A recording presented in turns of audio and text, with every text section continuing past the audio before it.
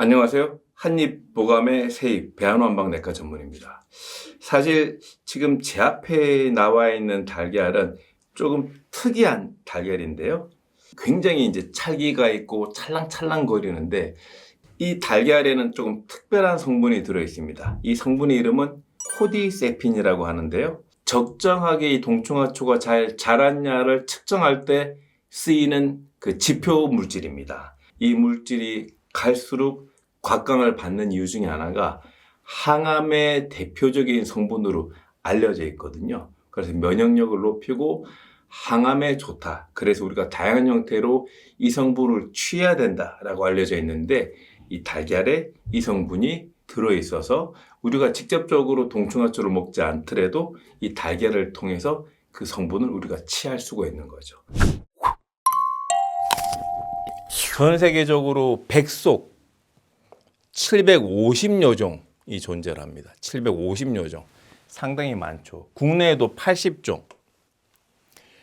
특히 이제 일본 같은 경우에는 밀림이 그대로 유지가 되고 있는데 일본 같은 경우에도 상당히 많이 발견이 되고 있는 그겁니다.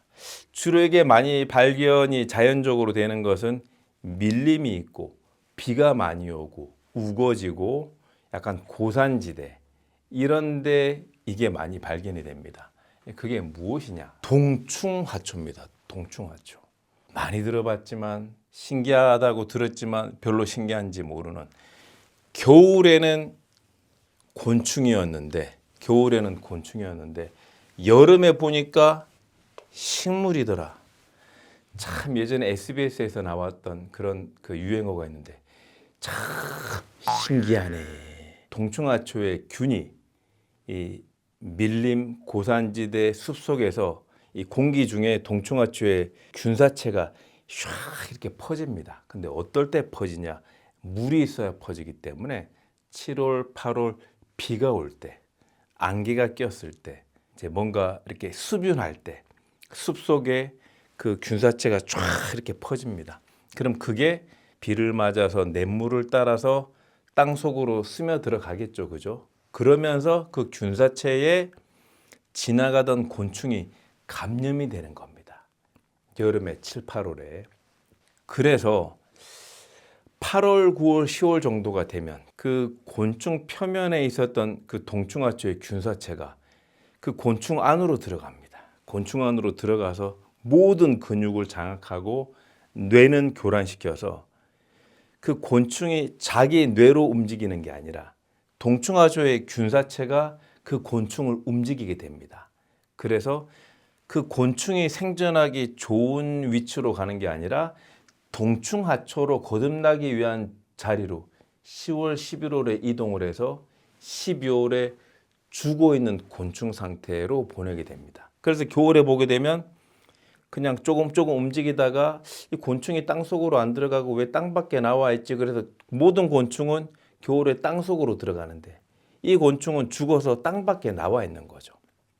그런데 그 곤충이 다음에 봄에 보니까 그 곤충에서 줄기가 자라기 시작을 하는 겁니다. 그 여름이 되면 막 20cm, 뭐 10cm 이렇게 자란 그 줄기가 보이게 되는 거죠. 그래서 겨울에는 곤충으로 발견이 되고 여름에는 이제 풀로 발견이 된다라고 하는 건데 이게 굉장히 특이한 겁니다. 보통 일반적으로 버섯을 일으키는 이를테면 그런 곰팡이 같은 균사체는 주로 나무에 붙거든요. 그래서 모든 버섯은 나무에 붙어서 나무의 약한 고리를 통해서 나무의 수분과 진액, 나무의 영양분을 빨아먹고 나무에 붙어서 기생하는 게 바로 버섯이죠.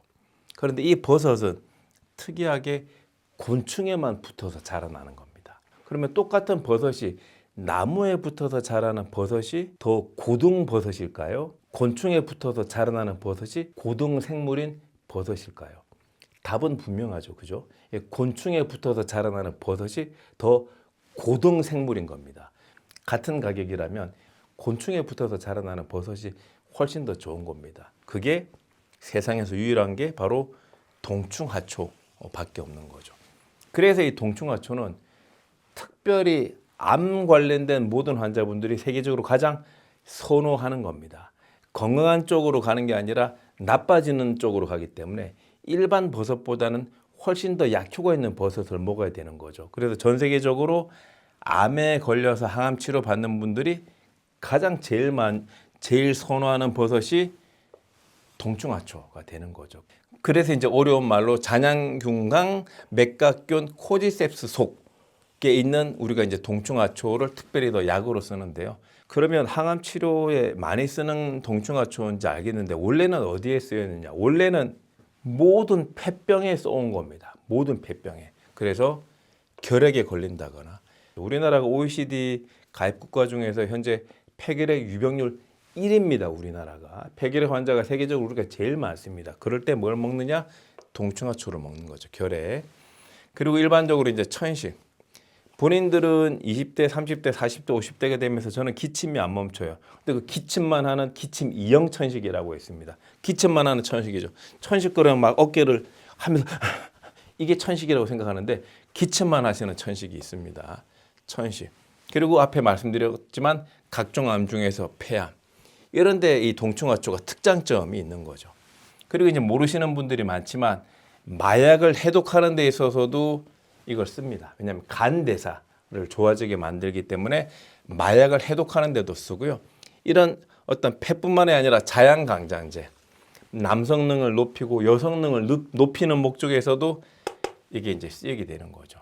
이런 특징을 동충하초가 내는 데는 영양학적인 걸 떠나서 그 생태 자체가 그런 겁니다. 우리가 자꾸 이제 착각을 하는 게 인삼, 산삼 그러면 사포닌이 많아서 사포닌을 합성해서 인간에게 먹으면 그 효과가 안 납니다. 그래서 산삼, 인삼, 홍삼을 들여다보는 한 면의 그 구멍이 사포닌인 것이지 그냥 인삼은 인삼이고 산삼은 산삼이고 홍삼은 홍삼인 겁니다. 사포닌이 그걸 해주는 게 아니라 그중 일부에 불과한 거죠. 그래서 동충하초는 방금 설명드렸던 동충하초 특유의 그 진화적인 생태가 동충하초가 강력한 항암을 치료하는 데 도움이 되는 거죠. 이건 생태적으로 보게 되면 우리 몸의 암세포가 기생을 하는 것도 마치 이 곰팡이 포자가 나무에 기생을 해서 버섯으로 자라나는 것처럼 우리 몸의 암세포가 기생해서 자라나는 과정들이 비슷합니다. 그래서 우리가 이제 버섯을 통해서 암 치료를 하려고 하는 것은 몸 밖에 나무의 암인 버섯을 가지고 우리 몸 안에 일종의 버섯인 암을 잡으려고 하는 거죠. 그러나 과학이 발달할수록 자꾸 영양이 궁금하고 성분으로 파악하려고 하는 게 주류이기 때문에 추가적으로 설명을 하자면 가장 유명한 건 항암 치료에서 도움이 되는 성분은 베타글루칸이죠. 그러니까 동충하초의 거의 40%를 차지하는 상당히 풍부한 대표적 항암 물질이고요. 그리고 코디세핀입니다. 코디세핀. 동충하초가 제대로 배양이 되었느냐? 우리가 이렇게 만들어진 자연산 동충하초는 구할 수가 없습니다. 이렇게 만들어진다라는 거고 실제로 이렇게 먹으려고 그러면 이만큼에 막 300만 원, 500만 원 합니다. 못 먹습니다. 그래서 이거를 한국에서도 30년 전, 20년 전에 그 이제 균사체를 구해 가지고 한국 실정에 맞도록 누에에 배양을 해 보기도 하고 뭐 나방에 배양을 해 보기도 하고 군뱅이에 배양을 해 보기도 하고 현미에 배양을 해 보기도 하고 그래서 뭐 눈꽃 동충하초, 누에 동충하초 국내에서 다양한 동충하초를 개발해서 보다 저렴하고 누구나 먹을 수 있도록 그 과학 기술로 이제 만든 건데 그럼 한국의 동충하초의 그 지표는 뭐냐? 바로 이 코디세핀인 거죠. 강력한 항암에 도움이 되는 그런 성분입니다. 베타글루칸과 마찬가지로. 그 다음에 에르고스테롤인데요. 이 세 가지 성분이 합쳐져서 항암에 도움이 되는 그런 과학적인 근거가 되는 거죠. 그렇다면 그 다음에 이제 비타민 B12가 풍부합니다. 비타민 B12는 왜 중요하냐면 채식을 이게 육류에 들어 있거든요. 그래서 채식하시는 분들은 비타민 B12 부족 때문에 악성 빈혈에 걸리기 쉽습니다. 완전 채식하시는 비건 분들이. 그래서 동충하초가 도움이 되는 거죠. 물론 한국에서는 청국장도 비타민 B12가 많기 때문에 채식하시는 분들은 도움이 되는데요. 그래서 이제 앞에 설명드린 것처럼 이 동충하초는 폐에 특장이 있고 또 한 가지가 진화론적으로 산소가 적은 지역에서 자라난 특징이 있기 때문에 이제 심장을 좋아지게 하는 데도 도움이 되고 뭐 부정맥을 좋아지는 데도 도움이 되는 겁니다. 관련해서 이제 국내 논문을 이제 몇 편을 한 20년 전부터 동충하초를 국내에 어떤 논문들을 가지고 연구를 하느냐고 이렇게 이제 봤더니 동충하초를 뜨거운 물에 끓여서 추출한 다음에 급성 간 손상에 실험을 해봤더니 간 조직 보호에 도움이 되겠더라 이런 논문도 있고 메타 분석이라고 그래서 기존에 관련된 논문들을 재차 분석하는 게 있습니다. 이렇게 분석을 해봤더니 폐암 환자분들에게서 기존의 항암 치료, 방사선 화학 치료를 하면서 이 동충하초를 보조적으로 섭취했을 때 면역 기능이 개선되고 그리고 단순히 양방 치료만 했을 때 생길 수 있는 이상 반응도 줄여주고 또 방사선으로 인한 폐렴, 폐암 환자분들은 진단을 하기 위해서 저용량 PET-CT를 계속 찍어야 되거든요. 그런데 이제 그런 부분들로 인한 검사를 하다가 손상될 수 있는 부분들도 줄여준다. 뭐 이렇게 나와 있고요. 논문을 보게 되면 오늘 결론적으로 그러면 동충하초 좋은 줄 알겠는데 하루에 얼마만큼 먹어야 되는 게 맞느냐? 그러면 동충하초는 하루에 먹는 양을 분말 기준으로 6g 정도 이렇게 설정을 해서 물론 일반인들이 이렇게 드시라고 하는 게 아니라 본인이 암이 걱정된다. 본인이 이제 암 치료를 받는데 식이요법으로 보조를 받고 싶다. 그러면 하루에 한 6g 정도에서 21일 정도는 이 정도를 먹어줘야 된다. 이렇게 얘기를 많이 하고 있는데요. 우리가 이제 또 한 가지 뭐 과학적인 그런 것들보다는 이제 경험적으로 보게 되면 이런 뭐 동충하초의 코디세핀 이런 성분이 지표 성분이라고 설명을 드렸는데 그러면 동충하초 자체를 먹어서 보충하는 것도 필요한데 이거를 다른 동물을 먹여서 간접적으로 섭취하는 방법도 또 훨씬 좋은 방법입니다. 그 코디세핀이 풍부한 동충하초를 닭에게 먹이고 그 닭이 산란을 통해서 달걀을 낳게 되는데 꾸준히 동충하초를 먹이게 되면 결국은 닭의 코디세핀이 축적이 될 것이고 그럼 잉여 성분은 달걀에도 축적이 되겠죠. 그죠? 그래서 그 달걀에 코디세핀이 축적되게 만들어서 적정한 양을 유지하게 한 다음에 시중에 시판되는 또 달걀이 있습니다. 그죠? 그러면 달걀에 대한 어떤 이로움도 우리가 얻을 수가 있고 이 동충하초가 갖고 있는 코디세핀이라고 하는 것도 또 직접도 좋지만 간접적인 게 더 안전하고 좋을 수 있기 때문에 이런 측면에서 이런 기능성 달걀도 최근에 또 각광을 받는 거죠.